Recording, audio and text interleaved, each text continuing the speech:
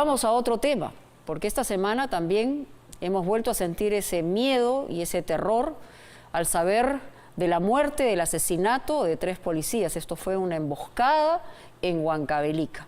Nuestra compañera Marisol Choquehuanca estuvo en las alturas de Huancavelica para conocer los detalles de esta emboscada narcoterrorista. El ministro Asombrío ha dicho que se trata de una revancha, de una venganza. ¿Cuáles son los datos que tenemos? ¿Qué ha logrado conseguir como información Marisol Choquehuanca? De inmediato en esta historia.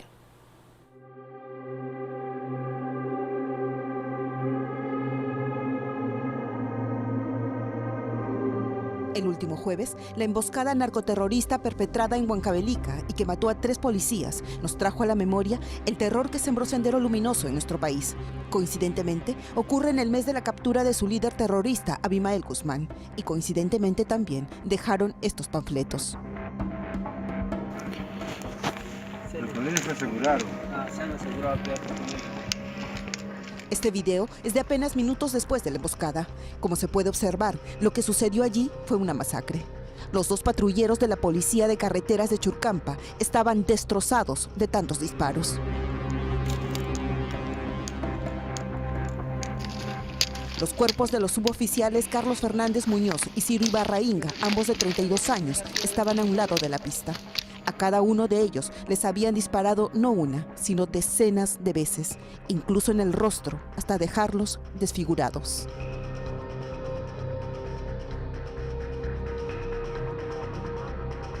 A unos metros de allí estaba el segundo patrullero en la que iba un solo policía, Denis Mendoza Condori, de 27 años.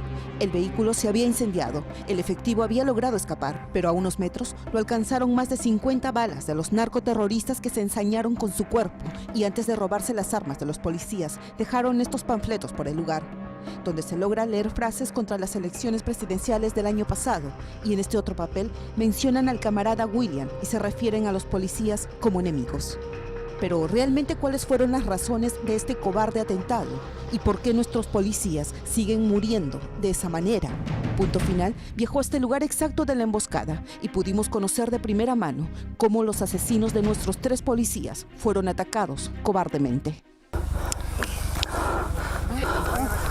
Estaba esperando en el momento que estaban cerca, ¿sí? Nosotros más han estado por acá arriba, igualito a ellos. Han estado vigilando una campaña por allá que está viendo todo el movimiento. Para llegar hasta la provincia de Churcampa, en Huancavelica, primero se debe llegar a Huancayo y tomar la vía Tucujasa. Luego de 2 horas de viaje, la primera estación policial en esta ruta es esta sede de la Policía de Carreteras Pampas Brain. Un efectivo nos cuenta que la emboscada sucedió aún más lejos de allí, a 3 horas de viaje. Un poco más adelante, otro efectivo nos advierte. Tienes que ir despacio, ¿no? Ya, ¿por acá? Porque hay cascajos, hay desniveles y te puedes ir al barranco. Claro. La vía es una trocha carrozable con amplias zonas despobladas, donde la neblina y los abismos hacen de este lugar menos transitado. Según fuentes policiales, ruta propicia para el narcotráfico. Luego de 5 horas de viaje desde Huancayo, llegamos al pueblo de Tucujasa. Esta es la carretera por la que patrullaban los policías. A 1 kilómetro de acá ocurrió la detestable emboscada. La trocha es serpenteante, una zona árida, despejada de árboles. A simple vista, no hay lugar para un escondite, pero para los narcoterroristas no fue así. Este es exactamente el lugar de la emboscada narcoterrorista, como podemos observar. Aún quedan restos del patrullero que quedó completamente incinerado. Vamos aquí, observa el tablero de uno de los efectivos con el impacto de una de las balas. Aquí. Mira, Pierre, un casquillo. Un casquillo fue el que vimos en ese momento, pero habían muchos más. La policía ya recogió muchos de los casquillos en este lugar, sin embargo nosotros alrededor hemos encontrado aún muchos y como podemos observar son de diferentes calibres. Los narcoterroristas eligieron esta curva de la vía Tucujasa, una zona poco transitada para ejecutar la sangrienta emboscada. ¿Cómo lograron camuflarse en esta zona? ¿Cómo planean sus ataques? Acompañamos a un equipo de policías de la zona a recorrer los pasos de los asesinos de sus compañeros. Esto no ha sido de la noche a la mañana, han trabajado acá. ¿Esto es un forado que se hace para cubrirse? Claro, más conocido como hueco de zorro. Hueco de zorro, así llaman los policías a las trincheras que construyen los narcoterroristas para esconderse y atacar cobardemente. Estaba esperando, en el momento que estaban cerca, nosotros más han estado por acá arriba, igual que En las trincheras se colocan los francotiradores, nos dice, quienes se encargan de disparar a matar. Ese es otro forado, ¿no? este forrado, quien está acá, está preparado, listo. Y aquí igual, 1 o 2. Uno, no creo para 2, uno nomás. En cada posición, cada hueco, uno. Aquí habían al menos 6.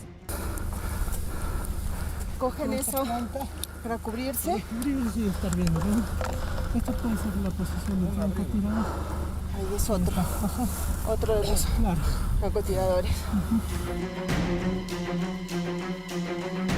Usted ve la posición Póngase donde usted. están los vehículos que han sido incinerados. Sí, Mire, no hay distancia ni 100 metros.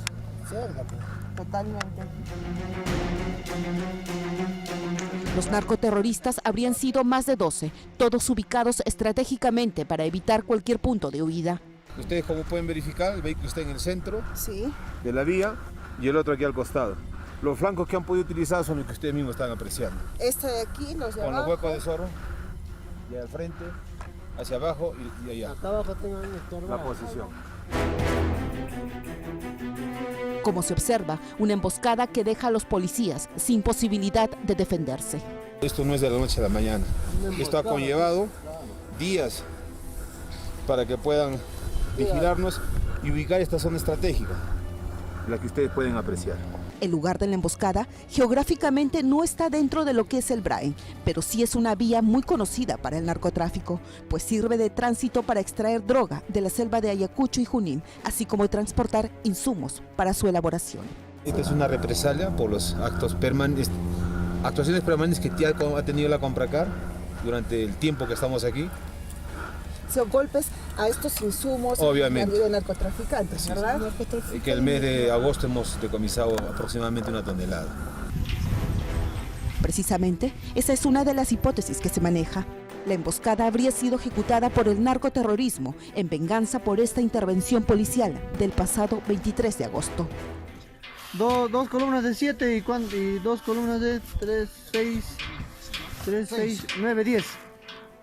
Por eso, 2 columnas de 7 y 2 columnas de 10. 20, 34 en tal vez. Uno de 6. Aquí se escuchan las voces de algunos de los policías hoy asesinados. Carlos Fernández, Ciro Ibarra y Denis Mendoza participaron de este trabajo policial de incautación de 1 tonelada de acetona, utilizado para la purificación de la cocaína. Eran 34 bidones camuflados bajo costales de trigo. Fue en la vía Pampas-Churcampa. Este camión rojo transitaba de manera sospechosa junto a una camioneta Tucson del año. Entonces fueron detenidos Juan Guamanichac Ñama, Rafael Mesa Lucas y Wilmer Modesto Soto. Uno de ellos se dio la fuga antes que la policía lo detuviera, pero ya fue identificado como Noyer Carguayanqui Torres. En estas imágenes se ve a los efectivos orgullosos de su intervención, de cumplir su trabajo. Según el ministro del Interior, Carlos Basombrío, el ataque terrorista es una venganza y un intento de amedrentamiento a jueces y fiscales que llevarían el caso. Pero la aparición de este panfleto donde se menciona al camarada William también habría deslizado la posibilidad de que este acto haya sido para conmemorar precisamente la muerte del camarada William, ocurrido el 5 de septiembre del 2012, durante una operación policial en Huanta. Víctor Hugo Castro Ramírez, camarada William, era el francotirador estrella de la organización narcoterrorista. Por ahora, la investigación continúa.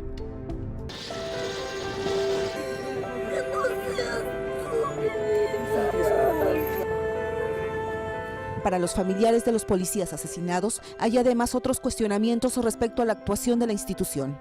Carlos Fernández Muñoz provenía de una familia policial. Tenía una hija de 1 año de edad. Cuenta su familia que hace 6 meses él había pedido su cambio. Hubo una orden, él ha pedido, no aceptaron. ¿Qué están esperando? ¿Cuántos jóvenes más van a morir? ¿Cuántos? Son jóvenes.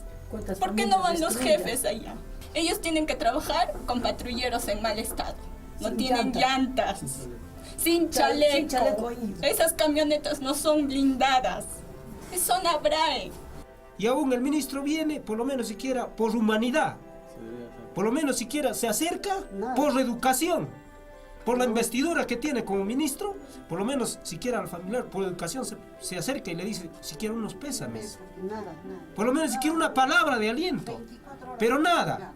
Este señor como un figurete político viene como un fantasma, entra con su camioneta raudo y salió y se fue. Ciro Ibarrainga era un empeñoso policía, muy querido por sus colegas. Sus familiares también cuestionan el hecho de que no haya sido rotado en su puesto. Denis Mendoza Condori, de 27 años, siempre quiso ser policía. Era el hijo mayor de esta madre que ha quedado destrozada del dolor. Su hijo iba solo en uno de los patrulleros emboscados.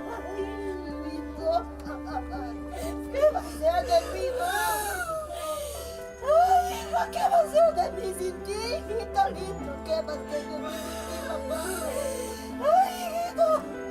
Mi mano derecha se fue. En la época del terrorismo, se dice que demoramos en reaccionar porque en Lima no había tantas muertes como en el interior del país.